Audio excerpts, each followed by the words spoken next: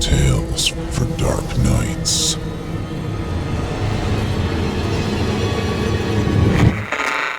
Want to make sure you never miss a Chilling Tales for Dark Nights video again?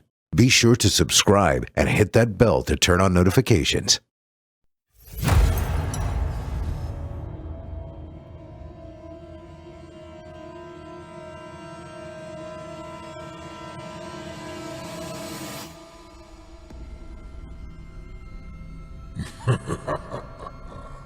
Good evening. I'm storyteller Otis Jiry, and I ain't your grandfather. From where I'm from, we don't do bedtime stories.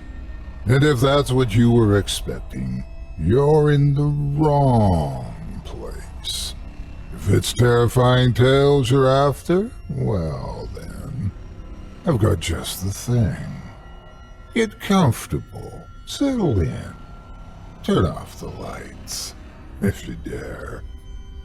Your night is about to get a whole lot darker. Who needs sleep anyway?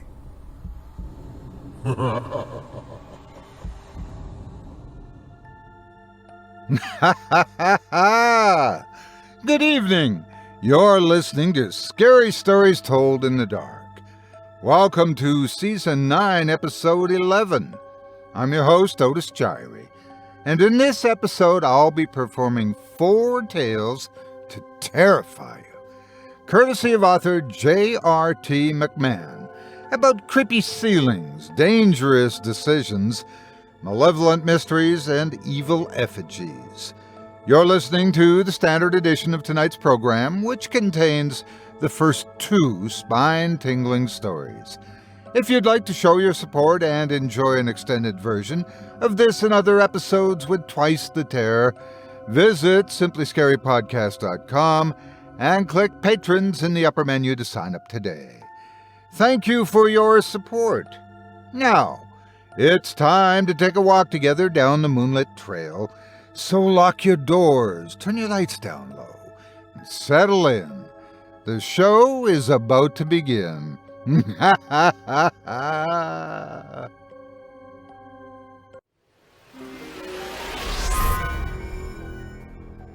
This episode of Scary Stories Told in the Dark is proudly brought to you by June's Journey.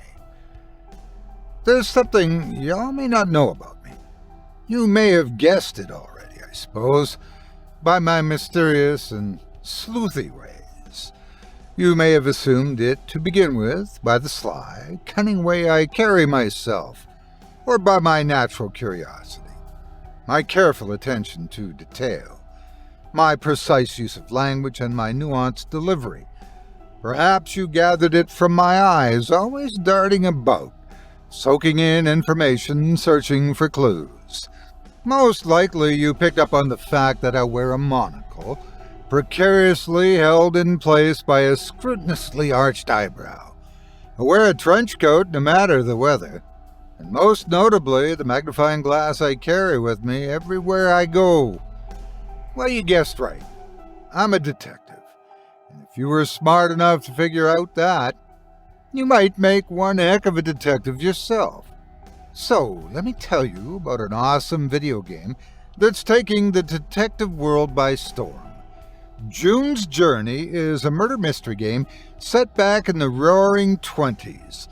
You and I play the part of June Parker, amateur detective investigating the death of her sister. It's free to download, it's beautifully done, and it's endlessly fun. June's Journey really sucks you in. With thousands of intricately crafted scenes, you'll search for clues, earn coins, and solve cases. The atmospheric setting is relaxing and engrossing, and the gameplay is engaging and gratifying. You get to use your brain a bit, which makes this game a standout among so many mindless ones. Better still, June's Journey is ever evolving with new cases added each week. I'll admit to a minor obsession. I'll play in the morning for a pick-me-up, and at night to wind down. I won't admit to playing in the bathroom for hours on end. until my legs are completely numb and my back is seized up. But I've heard of it happening. Not to me, but, well, these things happen. For the seasoned detective, it's a well-known occupational hazard. So what's the holdup? Become a detective like me. Your friends may look at you a little funny at first when you're walking around town in 20s attire, or doing the Chattanooga choo-choo at some hinky speakeasy. But you know what? The minute they too join the rapidly growing community of over 30 million June Journey fans, they'll be doing the same things. Ready to awaken your inner detective? Download June's Journey free today on the Apple App Store or Google Play.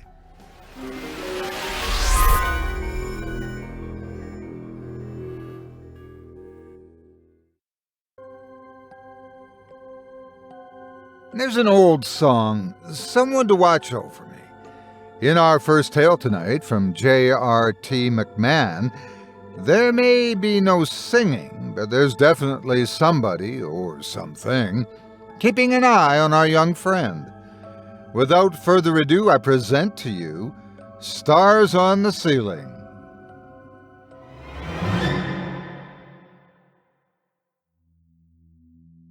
I was always so afraid of the dark as a kid.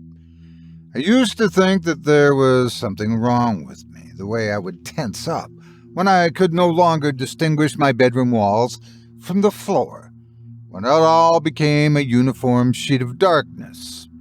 As I grew up, I came to discover that I wasn't alone at all.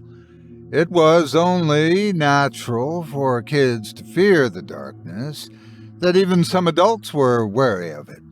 I also discovered, as I grew up, that not everyone had a father like mine.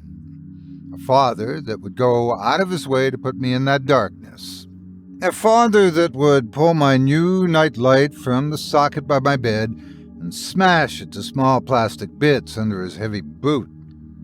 He'd tell Mother that I must have broken it somehow. I could tell that she knew he was lying. Her eyes looked sad all the time. She'd try to help me any way she could, always ushering me off to bed when Dad stumbled through the front door. I remember thinking that he looked so tired the way he swayed from side to side, as I used to after soccer practice. I used to think the bottle in his hand was like the juice box Mother would give me when I looked exhausted. Every night it was the same. Mom would leave the door open just a crack so that the light from the hallway could slip in and vanish the dark corners. But every night my door would end up shutting, often before I was able to fall asleep. I could always tell who closed it.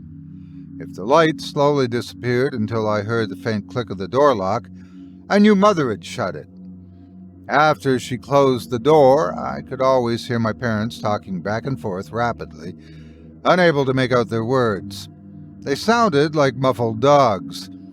Mom was just trying to help when she shut the door. What's the point of letting the light in when the dark slips through anyway? When Father closed the door, it was sudden and harsh, the door meeting the frame like a car crash.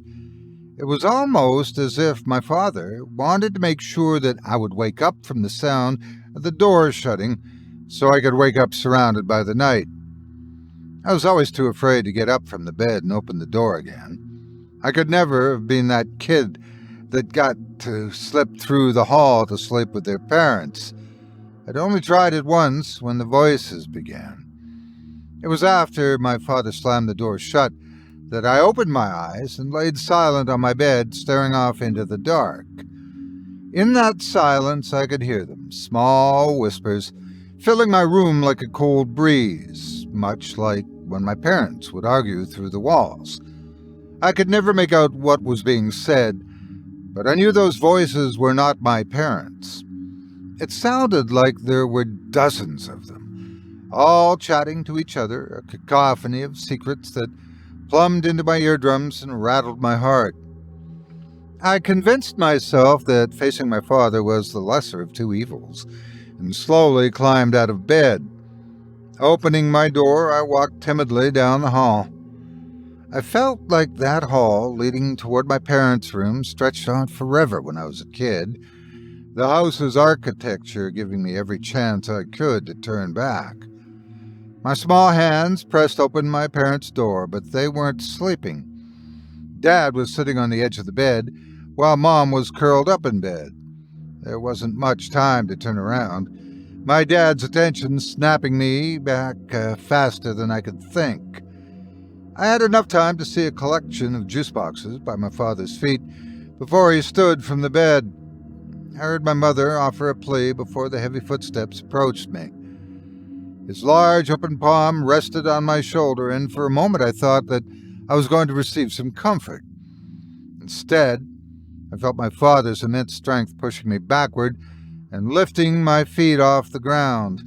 My back smacked against the hall's hardwood floor, and before my approaching mother could cross the doorframe, I saw Dad swing it shut with such a force I felt wind press against my wet cheeks. I would have been able to sleep with the door open that night, but I ended up closing it again when I heard my parents barking again. I was so scared to sleep the next night, so afraid of the voices and my dad. But when I laid down in my bed, my father slammed the door shut. I opened my eyes to find the room wasn't so dark. Turning my head against the pillow, I turned my attention to the ceiling. I thought that my mother must have done it while I was at school. Above my head was my very own night sky, a collection of shining white dots that littered the ceiling, making it look like my room stretched into infinity. The lights were just bright enough to put my mind at ease. Instead of nervously observing every bleak nook and cranny of my room from that night on, I would stare up at the stars. I'd look at them until my vision got hazy, and I needed to remember about blinking, or until I would just pass out. When I looked at them long enough, it felt like I was watching them move, like the stars were rotating around the room. Sometimes my vision would get so bad it looked like the lights were flickering. I was so thankful for those lights. I wanted to thank my mom, but I figured she wouldn't want me to bring it up. It was enough for her to see me getting better sleep. She'd occasionally tell me how proud she was that I got over my fear of the darkness. Even though I hadn't really, if it wasn't for the stars, I would still be afraid. But she looked so happy, so I never told her. Seeing my mom happy wasn't something I got often, so I cherished that too. Night after night, those stars kept me company, and some part of me started to feel braver and braver. Even when I started hearing the whispers again, they just became part of the night. Another thing to keep my company. I even started closing the door so that my father didn't get the chance to slam it shut. And then the stars went away. I could never forget that night. As I laid in bed staring up at the tiny freckles of white dots on top of my ceiling, I heard a door slam. Not mine, but the front door. There were no whispers that night, so I could hear every heavy footstep. My parents started to bark, but the bass of my dad's words was higher than I was used to. It felt like his words were shaking my bed frame. On my way back, I focused on the stars seemingly swaying above me as my mom's smaller footsteps raced up the stairs and my father's followed shortly after. I heard my mom gasp before there was a large thud in the living room. It sounded like when my father had pushed me down, but it was louder and definitely shook my bed. Even through the door, I could hear the soft sobs of my mother as she struggled to catch her breath. Sitting up, struggling to catch my breath as well, I could see the shadows shifting and obstructing the light from the hallways from the bottom of my closed door. My dad uttered harsh demands to my mom. She pleaded with him, still begging. I could feel the corners of my mouth lowering and my face becoming hot. I desperately wanted to do something. I felt it welling up in me and soaking my heart until it formed a lump in my throat. I looked up at the stairs again, my vision obstructed by the thin film of tears gathering. The lights looked warped under the filter of liquid that pooled until it streaked down my cheek. The darkness around those stars swirled too until it looked like it was reaching out for me. All these shapes returned to normal when I wiped my eyes clean. Then I heard one more thud. This time it was soft and muted. I was reminded of what it sounded like when my foot hit the soccer ball, and then I heard my mother's air skipping her lungs. Before I knew it, I could feel the cool hardwood floor in my room pulling heat up from the bottom of my feet. Quickly, I made my way to the door and pulled it open, letting the room flood with the hallway's light. I didn't know what was going through my mind, probably nothing, but I approached the man who had my mother's hair clumped up in his fist. With all the strength my child's body could muster, I swung, and my small, crumpled-up fist landed on his left cheek. I put everything I could into it, and he didn't move an inch. It was like he was made of stone or something. He turned to me. He was struggling to keep both eyes open, and his breath smelled like battery acid, but again, it was faster than I could think. His massive hands wrapped around my arms, and he picked me up off the ground with such little effort I felt like I didn't even exist. He smiled at me, an ugly and unkind smile, and through the slurred speech he mockingly called me a big brave man, before once again shoving me backward. This time, with both his arms and the height he had brought to me, my body soared through the doorframe and back into my room. I landed much harder, and my thin frame bounced off the ground before resting. My breath had been taken out of me completely, but still, my father stepped forward, presenting his massive frame to tower over my crumpled body. Leaning over, he brought his face to mine. I could smell the intense waft of alcohol in his breath with each word he spoke. A sentence spoken through such broken speech, it was a wonder I recognized it at all. He told me that if I ever touched him again, he would kill me. Lifting my head off the ground, he quickly pushed it back down, making it smash the ground. My vision jarred for a moment as he left the room, slamming the door behind him. All night I laid on the floor, motionless and hardly able to breathe. I felt so powerless and just prayed that my mom was okay. The entire time I watched the stars above me and listened to the choir of whispers until I fell asleep. Waking up as sore as ever in my mom's arms, I felt confused. The cool air was pressing against my face as my mother cradled me on the curb outside our home. I started to cry and look around when I noticed the red and blue lights alternating around us. She rested her hand on my head and told me to keep my eyes on her. I did mostly, but it was what was behind my mother that I focused on. Real stars were hanging in the night sky above us. There were more whispers around me, but they sounded different.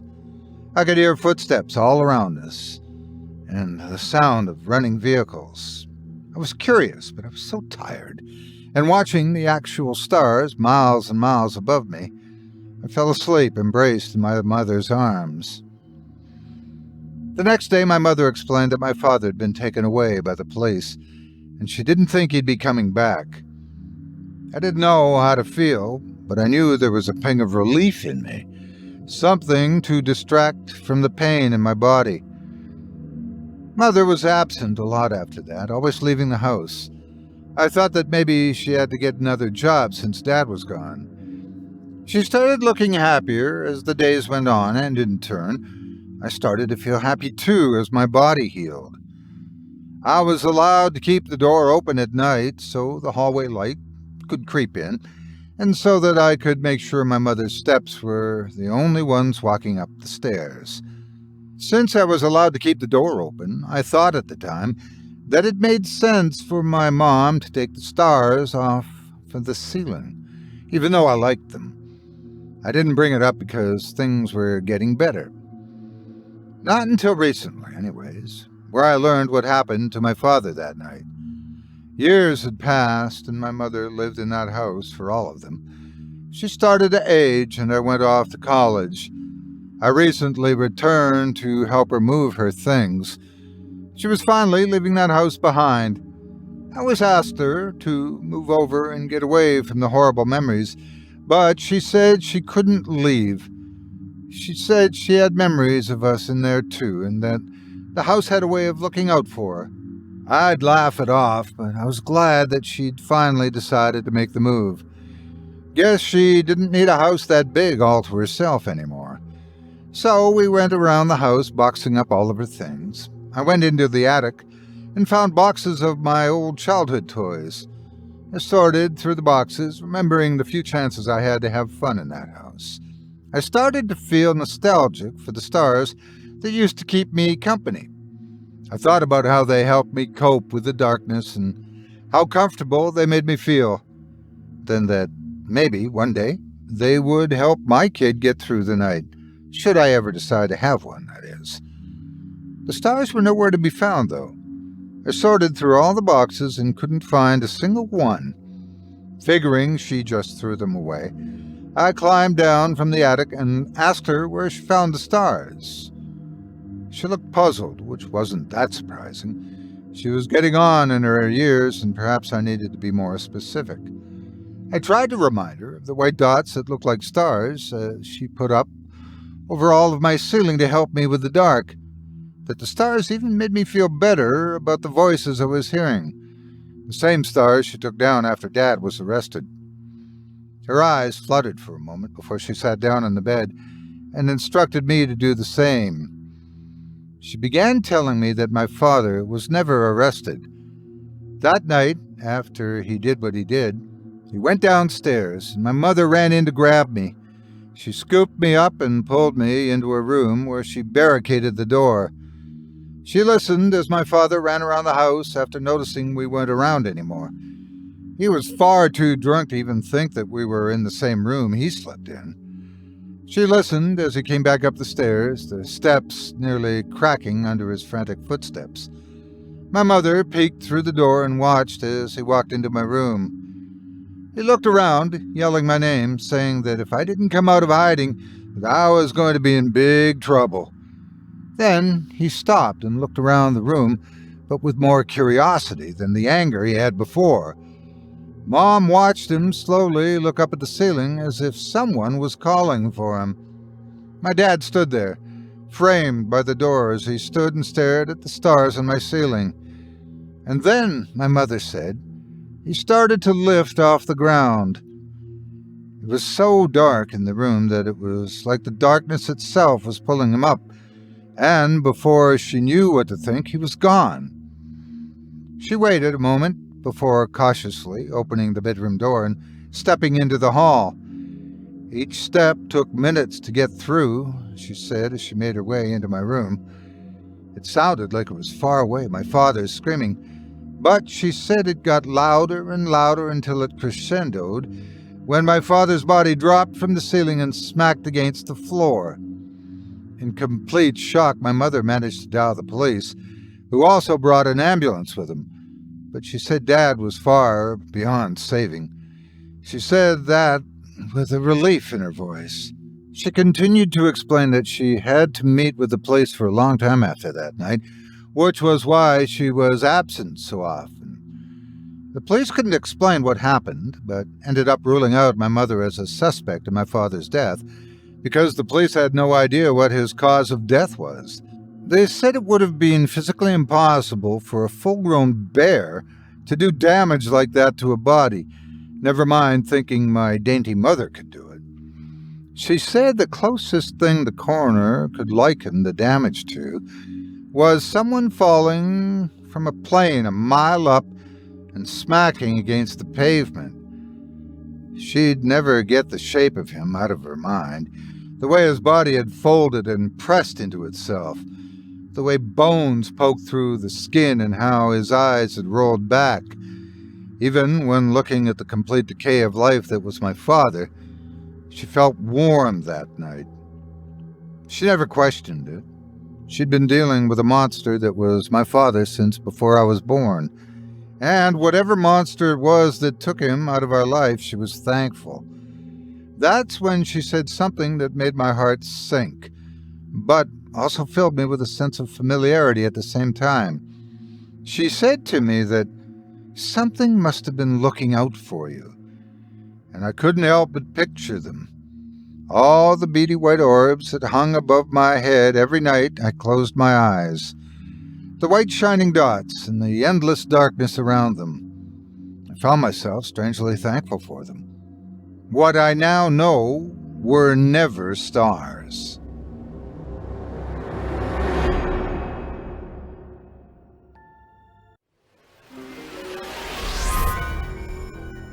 This episode of Scary Stories Told in the Dark is brought to you by BetterHelp.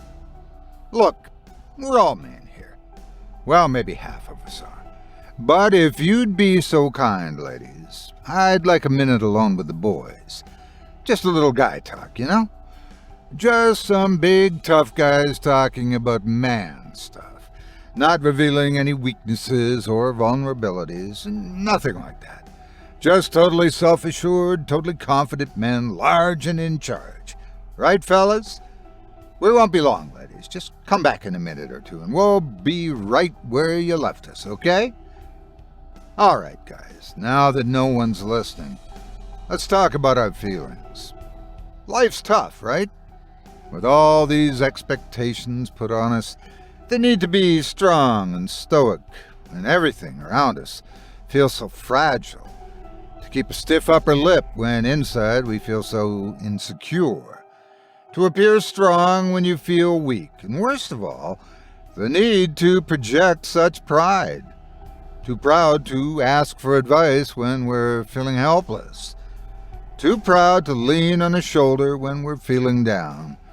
Too proud to tell our friends and families about our issues. And we've all got issues, don't we? The kind of stuff that keeps us from living our best lives. Well, the good news is there's an answer to all of this madness, because it's never been more discreet and easy to get the professional help we need. All right, ladies, feel free to come back in now. We know you had your ear to the door anyway. And now that you know our deepest secrets, I want to tell you all about our friends at BetterHelp. BetterHelp is an online counseling service that makes getting professional therapy quick, easy, and affordable. Instead of waiting weeks, sometimes months, for an awkward office appointment, you'll connect with your own licensed personal counselor in as little as 24 hours. Whether it's depression, anxiety, relationship issues, or anything else affecting your happiness, with BetterHelp, there's no reason to keep it buried inside. Imagine having real professional therapy, never further than a text away. No need to visit a therapist's office or pay their exorbitant rates. With BetterHelp, all the help you need is in your pocket.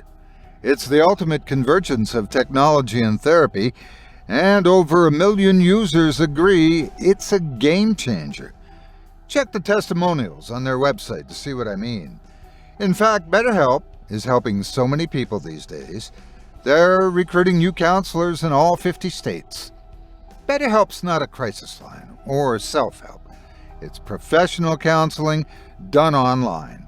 It's more affordable than traditional online therapy, and financial aid is available for those who need it. Whatever your situation, with BetterHelp, you have the means to get better. I want you to start living a happier life today. As a listener, you'll get 10% off your first month by visiting betterhelp.com/horror. Join over 1 million people taking charge of their mental health. And don't let pride stand in your way, gentlemen. Again, that's BetterHelp, HELP.com/horror. Thank you for your support of this program and of the sponsors that make it possible.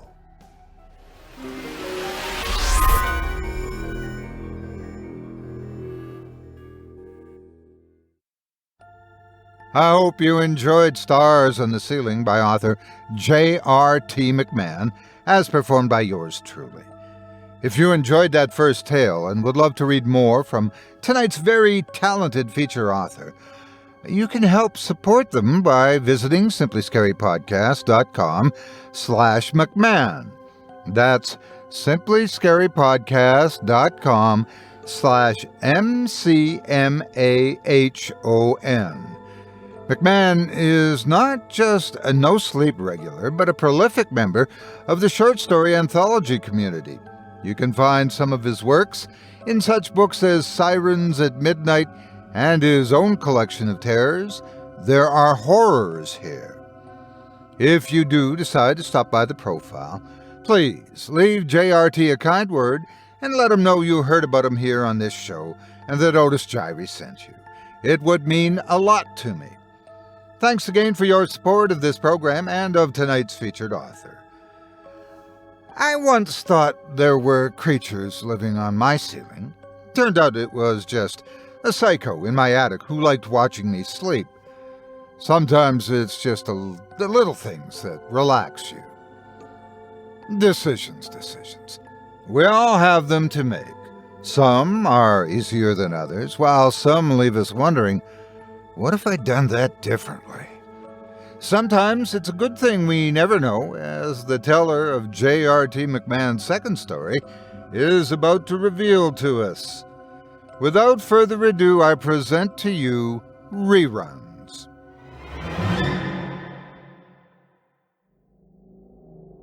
Have you ever laid awake at night, staring at the ceiling, wondering what your life would be like if you had made different decisions? If you'd gone left instead of right, if you'd said no instead of yes. Do you wonder how big or small these choices needed to be in order to affect your life?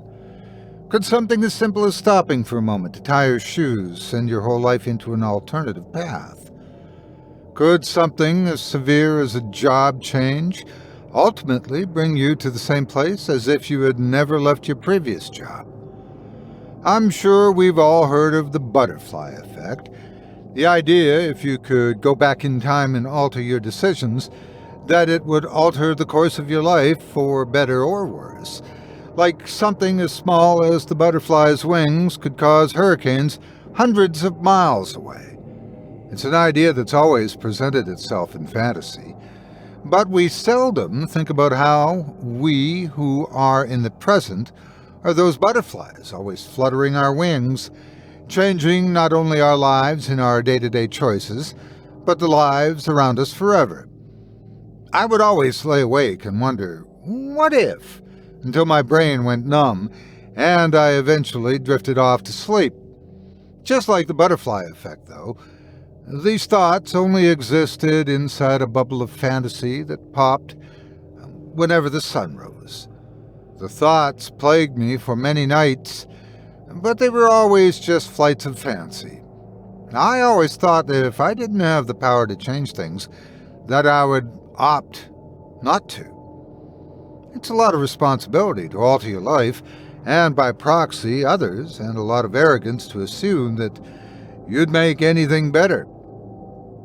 Sometimes I'd think about what would happen if I was able to go back and urge my mother to see a doctor faster, if we were able to detect her illness before it got too bad, before she'd eventually have to be moved into hospice. I don't know what was harder, seeing her leave her own home on a stretcher, or packing up her belongings. As I put those things into boxes, I'd have brief memories of my childhood. Each object I touched, I could remember my hands, much smaller hands, running over the object trying to discover how it worked. Mom always loved how curious I was, said I was going to solve the world's mysteries someday. The memories faded, though. Every time I placed something into a cardboard box, I had to stifle the memory and move on. I don't even remember grabbing the TV, one of those old TVs that had layers of static over whatever you were watching. I just remember my forehead hitting the curved glass, my fingers wrapping around the side of it. The air in the house was so still. It felt like the world had stopped moving, just to let me sit in the moment. The corners of my mouth dropped like fishing hooks were dragging them down. My fingers shook, rattling the TV against my forehead. No words came out. Rather, my throat made sounds as I tried to choke back emotions. Sitting on my knees with my head pressed against the TV, I let those emotions flood into me, and they all spilled out through my tear ducts. Rivers running down my face and dropping onto the white carpet below. After however long, with my throat hoarse and my face drying, I was able to pick myself up from the carpet and put everything away. I'd scheduled movers to come by and take care of some of the heavier stuff. They were supposed to take the TV, but I decided to hang on to it. Putting it into my car, I drove home and let it sit in the middle of my living room, not wanting to drag it anywhere else. The day had already been long enough. I made my way up to bed, exhausted and worried. I watched the ceiling. The room was dark, and the view above me looked infinite. My mind began to wander to memories of the time I'd spent with my mother in the past year. Times where I'd look at her, see the gloss in her eyes or the way she moved across the room, and just tell myself she was getting old. All the crimson flags I personally watched hoisted high into the air, yet ignored. Those flags are all I can see now. Armies of misinterpreted signs of aging marching across the battlefield. All my failings hoisted high. Raising my arms, I crossed them over my eyes. A different kind of infinity, one I could fall asleep in. I wasn't able to see the sunrise immediately, but enough of it was able to creep under my arms to create a pink sliver of light. Moving my arms, I saw the infinity was gone, and I crawled out of bed to get ready to see my mom. My house felt just as still as hers was, especially when I made it downstairs and I saw her TV sitting in the living room, reflecting the room and myself on its black screen. Pulling myself away, I headed into my car and started driving. On the way, I looked down and noticed the needle of my fuel gauge drifting towards empty. I thought for a moment about whether I could make it to the hospice and back with what I had left. I didn't want to waste my limited visiting hours waiting for my gas to fill, but it was a close call. Ultimately, I pulled into a gas station and pressed the nozzle into my car. Squeezing the pump, I watched the small digital numbers climbing higher and higher. Mom always used to try and get it to hit 20 exactly, and it's one of those habits I kinda just mindlessly try to replicate. I watched the numbers blur together and released the handle and revealed that I'd missed the mark. Digital numbers reading 2235. Paying my total, I once again got on the road. Part of me was dreading seeing her, at least seeing her in a place like that anyway. It was like accepting that it was real and I didn't want to do it. Maybe that's why I stopped for gas, just to delay it for a moment. Once I got there, though, it sunk into me how this was reality. It was exactly like I was worried it would be. Sitting at the side of her bed as she laid on her back, looking towards the ceiling. It felt like she wasn't even there. Thoughts of her flying over cityscapes filled my mind. I could feel her, though. The heat of her hands were giving off when I placed mine over them. A horrible feeling of guilt riddled my brain, and I wished more than anything I had a way to do things better. That I could get her help, not just some bed. Time seemed to move fast in there. Almost as soon as I saw her, I was walking out of the building and heading back home. I was surprised to see that as I pulled up to the driveway, there was a light emitting from inside my living room. It was soft and blue, flicking in and out, like something was passing in front of it. I turned off my headlights and watched the display from my driveway before getting the courage to step out of the car. Slowly, I walked up to my steps and walked across the porch to try and peek through the curtains. My heart rattled as I looked inside my house to find that the old cathode ray TV in the middle of the room was on. The rest of the house was dark and I didn't hear any source of movement, but watching the TV, it was clear the nature of the old TV was causing the flickering light. Unlocking my front door, I stepped inside and looked at the TV with the same skepticism I would give an intruder, like the thing had violated my privacy. I could feel myself unintentionally keeping my distance from it, like I was worried it would attack me. Closing the door slowly and turning on the lights, I felt myself a little more at ease and able to approach the TV. With the lights on, I was able to see very clearly that the plug for the TV was still resting on top of it. I tried to figure out why the TV would be on, wondering if something like a residual electrical charge was a thing. As my finger started to press down on the power button, the snowstorm of static on the TV started to shift. It should have been impossible for the TV to be picking up on any kind of signal. Even so, an image began to form on the screen. Dumbfounded, I rested my finger on the power button, interested in what shapes would be revealed behind the static. I thought that perhaps I'd fallen asleep, maybe too tired to get out. I passed out in my car and was still sitting in the driveway, because what I was seeing had to be a dream. The static was clear enough for me to see an overhead shot of an instantly recognizable car driving down a very familiar street. The camera angle shifted like it was on a dolly until I was able to get a glimpse of the driver inside. Turning my head, I looked at the living room around me, feeling much more alien than before. I observed every nook and cranny, every spot of light, and every shade of darkness, looking for anything out of place, thinking maybe someone was somehow messing with me, or perhaps there was some otherworldly creature watching me. There was nothing, though, just me and the TV that I was pulling my attention back to. I watched, bewildered, able to see myself driving. I shifted my vision for a moment to my arm and realized I and the me that was on the TV were wearing the same thing. I saw myself look down at the car's dashboard and let out a sigh. It dawned on me I was seeing myself from earlier the same day. Out of the window of my car, I could see the gas station that I stopped at earlier, but instead of stopping, the TV showed me driving by it. The version of myself that I was watching on TV had decided not to stop. The scene changed, and it was darker. I watched from the car window as I left the hospice and entered the vehicle.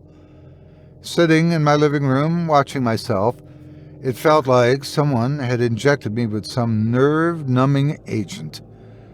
I just couldn't pull myself away from the screen, as absurd as the vision was. I needed to know how it played out, deciding not to stop at the gas station.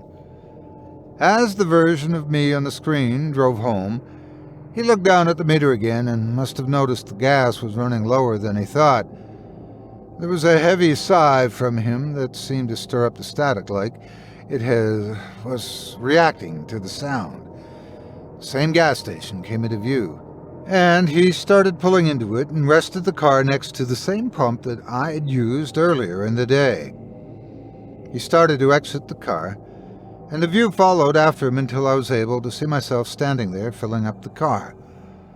I was surrounded by the yellow glow of the gas station's overhead lights. I could see in my eyes that I was drained. Even through the static, I could feel that the copy of myself on the screen was staring off into infinity. His mind was emptied and his actions aimless, and I wondered what had happened to me at the hospice that drained me like that. With his fist still clenched tight, he started pulling the nozzle out of the car, and as he carelessly pulled it loose, he slipped. A part of the nozzle scraped against the car as he tried to get his footing, causing a small spark to appear. It was tiny, but against the white static, I could see a speck of red drift and make contact with the still-flowing gas. There was a flash, the whole screen engulfed in a bright yellow. A noise rang out, a loud bang, as if someone had put a magnum right next to my ear and pulled the trigger. I reacted by throwing myself backward away from the TV as the thing had just snipped at me. Fingers spread on the carpet and a ringing in my ear. I stared at the TV that had returned to the dark screen it had when I left in the morning. Again, the screen sat there looking like the ceiling of my bedroom always had. A land of endless possibilities. I'd just seen what would have happened if I had not chosen to get gas. I'd seen the outcome of a different decision, and it ended with that. Such a simple choice meant the difference between me making it home or not. There was no way I could sleep. I didn't think I'd be able to. I would just sit there wondering what I'd just witnessed. Instead, I tried to figure it out. I looked over at the TV, trying to see if there was some alternate power source. I'm not sure what I was looking for, though. Maybe even the smallest inkling of a rational explanation where there wasn't one. As I stood in the living room, staring down at the object in front of me, I considered what I should do with it. I didn't want to throw it out, so I thought it might be okay to just put it in the basement where I could ignore it. But I was too curious, and wondering about the TV felt like the only thing that was keeping my thoughts away from my mother. I even wondered if it would be able to show me what would happen if I had caught my mother's illness sooner, if I had been better. So I decided to let it be, and maybe I could see a better life for my mother. As I had thought it would, it turned on again, calling back the static. Specks of white and black drifted around the screen until the image, as expected, shifted. Though where I was hoping to see my mother, I instead saw my living room with me standing in front of the TV. Biting my nail, I watched as I leaned down and grabbed the sides of the TV before hoisting it in the air. And I realized what I was watching. This was the timeline where I'd chosen to take the TV into the basement. I looked over at the basement door several feet away from me and back at the TV. The copy of myself made his way over to the same door, resting the TV on his forearms to free a hand that was able to turn the handle. The basement door swung open, and with a careful flick of a nearby switch, I saw light emit from the doorway. Slowly, the copy of myself stepped down the stairs, trying not to topple over, but I knew he was shaken from what he had just watched. I know because I was still shaken. I couldn't understand why I would immediately need to put the TV in the basement. It could have waited, right? If I'd decided to bring it downstairs, could I have waited? The camera followed behind me, and from over my copy's shoulder, I could see the cord on the top of the TV slide off, but my copy couldn't. There was a soft thud as the cord landed on the wooden step, and when my copy tried to shift to see the source of the noise, his foot landed on the cord, and his ankle rolled in response. It all happened entirely too fast. With his foot still holding the cord down, my copy started to fall forward. The TV came loose from his hands, and he tried to grab the nearby railing, but his momentum was too much to brace. He fell over the TV and flipped down the wooden stairs, twisting his arm behind him. I could hear each impact as his body tumbled to the bottom of the steps. When he hit the bottom, I could see that the arm that had twisted on the way down was poking out at an odd angle, like the shoulder had been pulled from its socket. He shifted, trying to make it back to the steps, but clearly labored by the pain, his movements were slow. With his head resting on the final step, the camera focused in on his face. His mouth opened as he breathed, trying his best to catch a decent breath. His face squinted as he struggled to move, letting out noises I remember hearing when I cried in front of the TV not too long ago. Then I remembered the TV at the top of the stairs in that universe. The TV that no longer had him holding the cord in place. There were two soft thuds that crescendoed into louder banging as the TV gained speed rolling down the stairs. I could see in my eyes the understanding he had. This was the same me that saw myself die at the gas station. The same me that knew what the TV showed me. It was just a me that decided to take the TV downstairs. There was a moment of silence as my copy started to move, trying to avoid what was coming. But before he could even lift his head off the step, I saw the TV crash down right on the back of his neck. With his chin on the step, the TV pressed down hard. The copy's body went limp immediately. The TV, the same TV I was watching this all unfold on, rolled off of him, crashing to the basement floor beside him. Both dead and broken. I can't explain why that was the breaking point, but I felt my stomach churn. Hot acid climbed my throat. I was going to throw up, but I wasn't going to be able to make it to the bathroom. I ran into the kitchen, trying not to look at the basement door. I felt like I was down there, like I remembered being down there just seconds ago. As I tumbled into the kitchen, I looked at the sink and then the garbage can, ultimately deciding I couldn't make it to the sink and threw up into the trash. It all came out so fast that I barely had made it, warm chunks of my meal spilling into the garbage can, spilling on the very same cardboard boxes that housed the food previously. Once I finished up, I went over to the sink and let my mouth fill with cool water, drowning out the grit of my vial.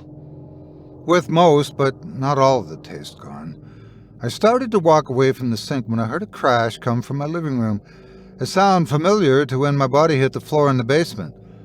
Looking over, I could see on my kitchen counter there was a knife on the edge that I forgot to put into the sink, and before I even made it to the living room, I knew what I was going to see. On the TV, I saw myself, a version of me, that decided to try and make it to the sink so I could just rinse the sick away. The vision of me that stumbled as he struggled to hold it in, and as he did so, braced his hand on the counter. Instead of gripping the counter, though, his fingers laced around the knife, the very same knife that I saw sticking out of my throat on the TV as the life drained from my copy's body. Then, when life left his eyes, the TV turned off. I walked over slowly and knelt in front of the TV, placed my fingers on the side of it and my forehead on the glass. So very tired. I sat there as the static roared to life once more and shifted into an image of my mother and me. I was younger on TV. I could tell from my appearance that stress hadn't run me ragged yet. That version of me got up and walked over to my mother, told her that he was worried about her health. They got in a car together and started heading to the hospital. I could feel a smile washing over my face. Finally, I was doing something right. Not me exactly, but the version of me on the TV was vigilant enough to see something wrong. The smile faded, though, when we were passing through an intersection, and a truck breezed through the light, killing us both on impact. The static returned and my fingers clenched. Anger swelled over me, causing every nerve in my body to run rampant. I wanted to see myself fix things. Another image of my mother and me appeared in another instance, where I decided we needed to see a doctor. This time, though, there was an accident in the hospital that led to my mother dying right then and there. Pulling back my head, I slammed it forward, feeling my skull bounce against the hard glass. Another image, another choice, another death. This time I died choking on food, waiting for my mother's results. My hand, that no longer grabbed the TV, was balled up and swung forward, pinging against the TV as I screamed in defiance. Over and over, I hit the TV over and over. I watched either me or my mom pass away, as all my past choices led to one or both of our ends. My knuckles split, spilling red onto the TV screen every time I made an impact, but I couldn't feel it. I just wanted to see a world where I did the right thing. But every single outcome just took her away from me sooner. Nothing got better. I had to watch us die dozens of times. I only noticed how much I had been screaming when my jaws became sore, or how much I had been crying until the taste of salt filled my mouth. "Please stop," I said, lowering my fist to the crimson-stained carpet below. Red flags. I'd missed them all, and then my carpet became soaked in them. The TV, almost as if it was responding to me, turned off. All I could see in it now was myself. But this time it was just a reflection of me, sitting broken inside the infinity. Time doesn't stand still, though. At some point, I had to get up. I had to wrap the mangled hand, and at some point, the sun had to rise. When it did, I got a call. A nurse telling me that my mother was in critical condition, that they didn't think she had much time left. I was out the door as quick as I could be, offering a cursory glance as I passed the gas station. As I arrived, I was led to my mother's room. They said they had taken her off machines and drugs, so she was lucid enough to speak that if I wanted to say goodbye, it was time, and then it was just me and her. I sat beside her as she turned her head to look at me, offering a smile that was far too warm for this world. "What happened to your hand?" She said it like she had all the time in the world. I raised it. Red was starting to slip through. "Well, that's not important right now," I replied, reaching out with a hand I hadn't battered against the TV to hold hers. She looked at my face, deep into my eyes, in only the way that she could. "It's okay to be sad," she whispered, her voice trailing in and out, a somber gloss pulsing over her words like waves against the sand. With her free hand, she made a gesture, and I bent over, resting my head on her chest, as she ran her fingers through my hair. Her breathing was so light I could barely feel it. "I'm so sorry." I could feel my words coming out. They shook something awful, sounding like a jumbled mess. "I couldn't save you." I continued, warm, obnoxious tears plummeting from my eyes, spilling into her gown. "I couldn't." My words trailed off as I heard a soft breeze of air, her attempt to quiet my troubles. "It's not your fault." I could feel her aged fingertips rubbing against my scalp, like she was trying to mold my brain to take away the pain. "You can't change the channel, dear." My lips stopped quivering as the words came out, and she lifted my head to meet her gaze. "This is the one you're stuck on. You have to see it through." She smiled at me again. She had to have known. I knew that she knew. But through it all, her eyes, heavy and aged, started to close. "My time with you was my favorite show." The smile she'd been putting on started to relax as the stiffness her body had before melted away. She was gone.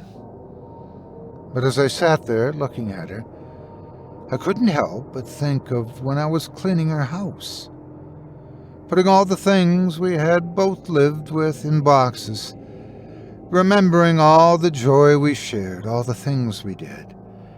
Even in the rough times, how much she still cared for me. I made a lot of decisions in my life. Not all of them were wise. Some turned out rather horribly, but I think I was seeing them all wrong. Getting to make those decisions beside her, I should have been cherishing that instead of thinking how to change it. Even if I was missing the red flags, I got to see a lot of those smiles. You have to live with your choices. You can't change the channel. You can only decide what you do moving forward from those choices. You are a butterfly shaping your future. Make decisions you won't regret, and if you do end up making a bad one, there are so many more ahead. The TV sits in my living room still, put in a corner. It hasn't turned on since I came home that day. I don't need to know what my other choices lead me to.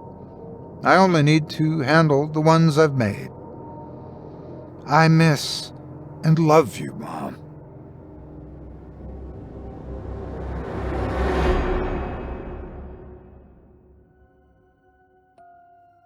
I hope you enjoyed Reruns by author J.R.T. McMahon, as performed by yours truly.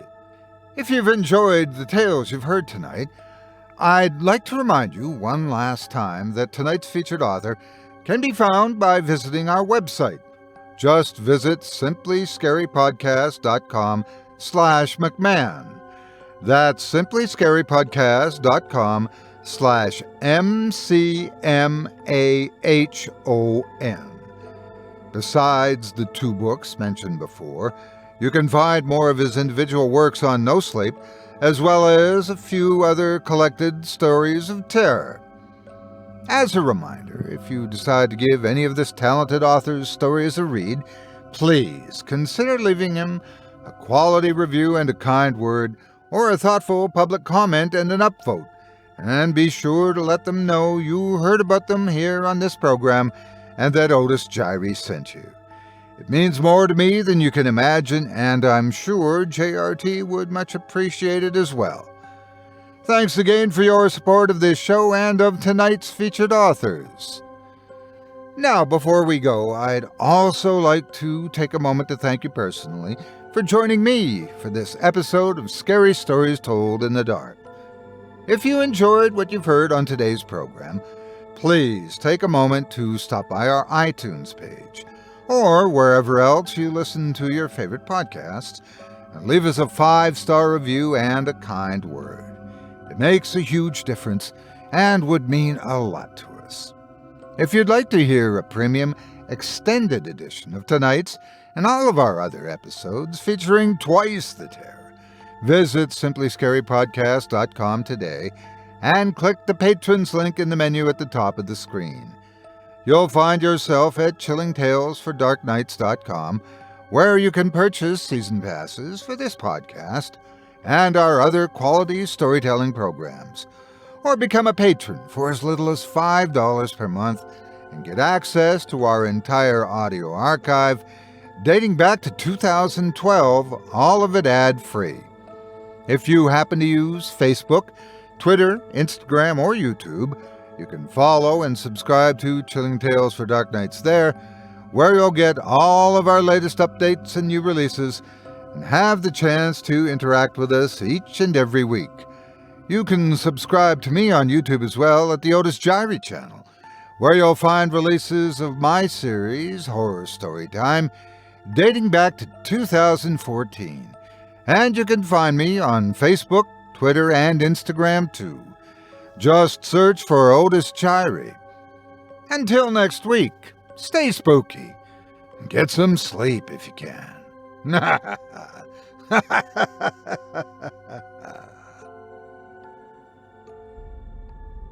Thanks for listening.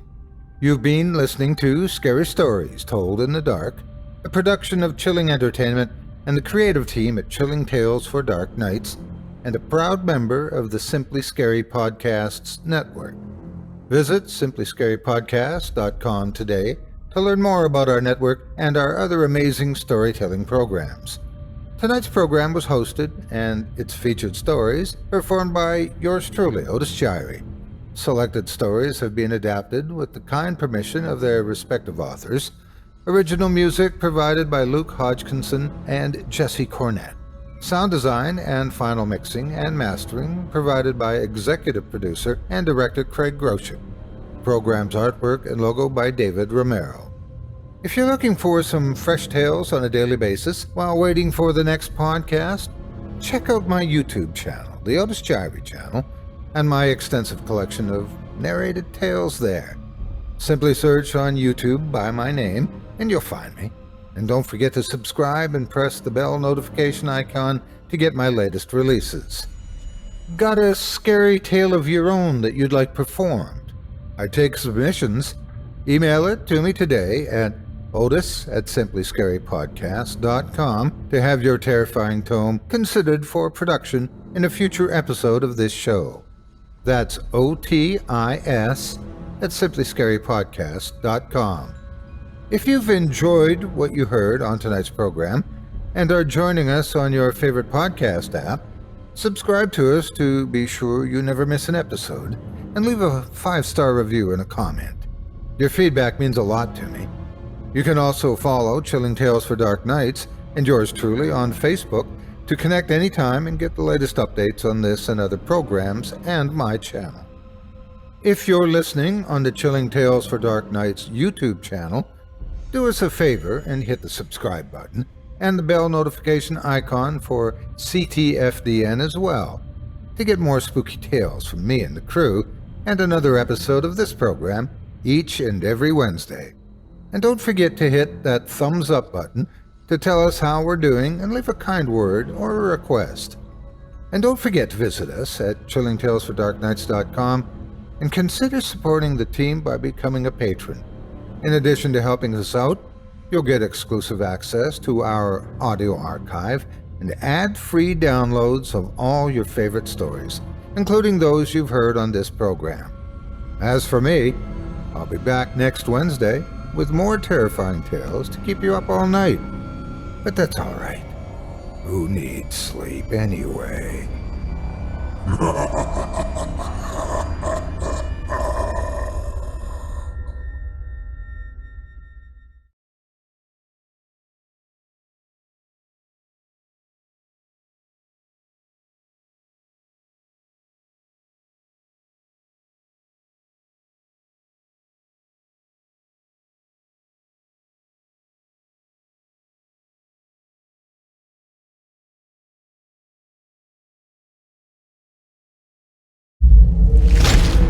Chilling Tales for Dark Nights.